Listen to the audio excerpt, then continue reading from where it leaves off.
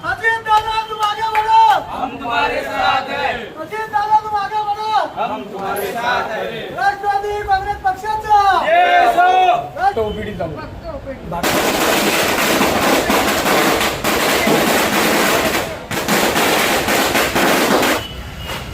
भिवंडी महानगर पालिका के मुनरी परिसर में बने बीजेपी अस्पताल की इमारत का निर्माण पूरा हुए कई महीने बीत चुके हैं। अत्याधुनिक उपचार सुविधाएं उपलब्ध होने के बावजूद अस्पताल मरीजों के लिए शुरू नहीं किए जाने का आरोप लगाते हुए राष्ट्रवादी कांग्रेस अजित पवार गुट ने आंदोलन किया। शहर अध्यक्ष प्रवीण पाटिल के नेतृत्व में पदाधिकारी और कार्यकर्ता अस्पताल के बाहर पहुंचकर बीजेपी दवाखाना बंद क्यों जैसे नारे लगाए। इस दौरान पटाखे फोड़कर और मिठाई बांटकर अस्पताल का प्रतीकात्मक उद्घाटन किया गया। प्रवीण पाटिल ने आरोप लगाया है कि बीजेपी अस्पताल का उद्घाटन जानबूझकर टाला जा रहा है और अस्पताल के निजीकरण की तैयारी की जा रही है। उनका सवाल है कि अब जब अस्पताल में विशेष बीमारियों के इलाज के लिए अत्याधुनिक सेवाएं मौजूद है तो फिर इनका लाभ नागरिकों को क्यों नहीं दिया जा रहा। आंदोलनकारियों ने प्रशासन से अस्पताल को जल्द शुरू कर मरीजों को उपचार सुविधा उपलब्ध कराने की मांग की है। याची ओपनिंग जवळजवळ 6 महिने वर्षापासून निसते आता नवीन महापौर पण येऊन गेले, सगळेजण येऊन गेले।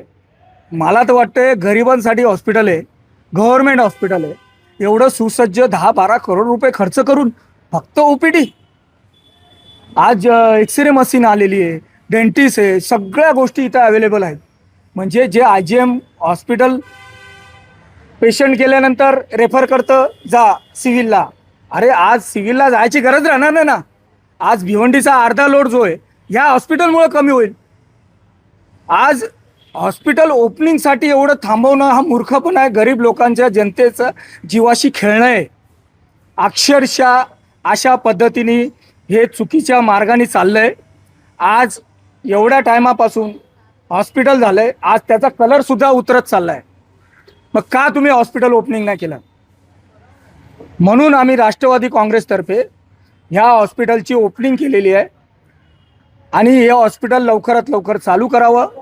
दुसरी गोष्ट, काही 3-4 जण मिळून या हॉस्पिटलला प्रायव्हेट करण्याचा धाड धरलेला आहे, तो आम्ही होऊ देणार नाही।